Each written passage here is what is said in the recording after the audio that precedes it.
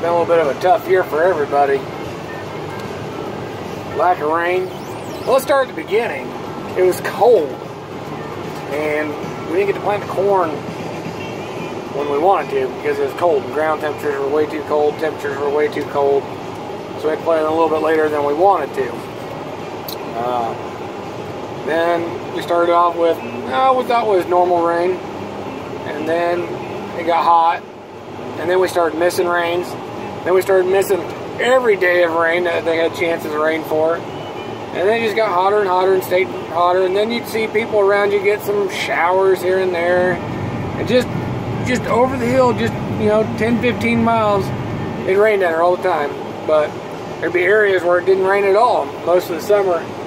And consequently, it's been really tough on everybody. And, it's going to be pretty hard for a lot of guys. Crop prices are down right now. Being in a drought means that you're not growing what you should have grown.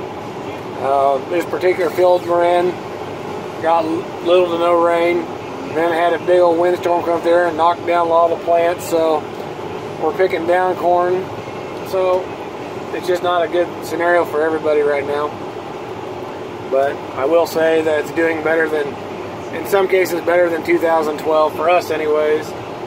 Is it perfect? No. We've had a great 5-year run before this. But I guess we'll carry on. Just won't be buying any new equipment anytime soon. Have to hold on for dear life and hope that prices come back, and hopefully next year we can grow a better crop.